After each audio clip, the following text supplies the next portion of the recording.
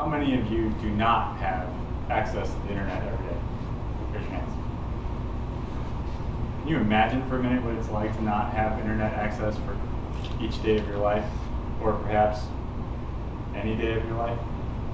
Now, I work in technology, and I sometimes take for granted how much access I have, but I'm also a world traveler. So I've been to 23 countries, just recently into Brazil and Argentina, and every time I go to a new country, I pick up a new SIM card. In fact, before I go, I hack my phone. I determine what country I'm going to. I find the major carriers there.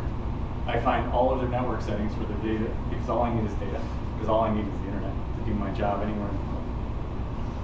And I travel comfortably knowing that I'm going to be connected. But what I discover as I go is that there are many other people out there in other countries that just don't know what my experience is like. In fact, there are 3.3 billion people that have zero access to the internet. Consider this a problem? Consider this an advantage? Or do you consider this an opportunity? There are several ways to think about this. I want you to think about it for a moment, what you use the internet for every day. Pay for our Starbucks tap with our phone, which is a very easy way to get separated from our money quickly in their bank accounts.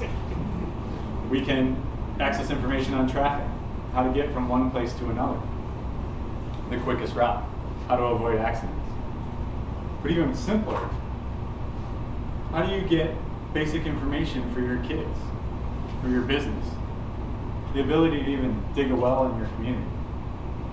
These are things that happen all over the world where they don't even know the impact of the internet. And I would argue that we don't really know the impact of the internet, partially because we're privileged.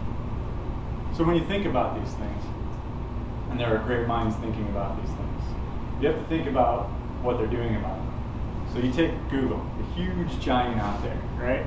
They see 3.3 billion people not online.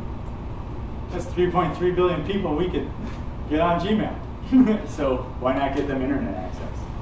So Gmail, or Google, the internet giant that's out there, has devised a brilliant plan, as Google usually does, to connect the people of Africa to free internet with $10 devices. And they're using weather balloons and weather patterns. It's because there are too many satellites and it's too expensive to put satellites. But weather balloons are cheap and they can mesh the system. I don't know exactly how it works because I'm not Google and they don't pay me enough to think this through. But there are other companies out there, some evil giants like Comcast, that are offering internet to our backyard. Because the digitally divided aren't just in Africa. They're on the west side, they're on the south side, they're on the north side. They're in impoverished neighborhoods. People that have to travel out of their neighborhood to even get groceries by 2 hours. They're called food deserts. And part of the reason they have to travel is they don't necessarily have the information or the access to the internet like we do. Part of the reason is we don't know that they have to travel for their food because they're not on our networks. So what do we do about that?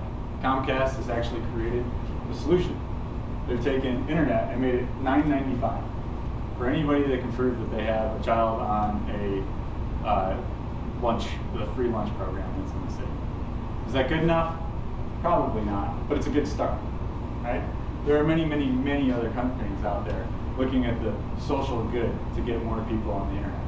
When I travel, one of the countries that I've been to that I've had the most experience of the digitally divided is India. I've been to India 7 times. Some of you might not know about this about me because you weren't here last week, but I'm actually half Indian.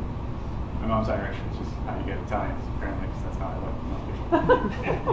But in India, I did the same thing with the SIM card. Figured out what I needed, bought a SIM card. But unfortunately, in India, because of the Mumbai bombings, anytime you buy a SIM card, you have to register with the corporation at the headquarters. Which means that when I go to that small little hut and I buy a SIM card, they have 24 hours to turn my paperwork into the corporation or they're going to cut my service off. And then I'm not going to get service until they actually turn that paperwork in. Because they have to prove that I have a passport, 2 passport photos, and all my information, where I'm staying, where I'm going in order to get that SIM card. Well, that SIM card is the difference between me being able to do my business and not. Or I need to find Wi-Fi.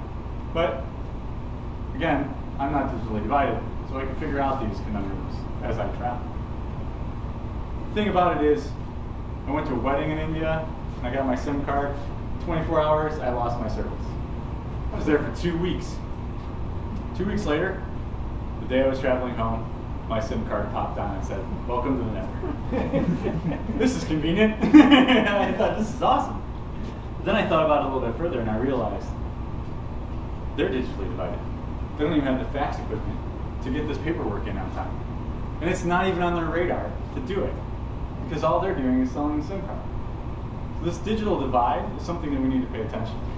But I'm going to leave you with a better question, because you're not in the digital divide. You're actually on the side that's digitally connected. The question I'm going to leave you with, is there another division of the digital divide? And I would wonder, because in the way that I work, I train people every day on technology, how to use technology, what technology to choose. I find that there's another digital divide between the competent and the digitally incompetent. And I want you to think about that as I leave you with this. Think about that 22-year-old kid coming out of college and knows how to type, takes for granted that he can get on the internet and do any program out there because he grew up with it, he's a digital native. Versus that person who's just now getting the internet. Because we're going to put 3.3 billion people on the internet in the next 5 years. Who's going to train them and what are they going to do? Facebook statuses?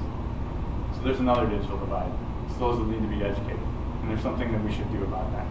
So that's what I'm going to leave you with. Thanks for your time.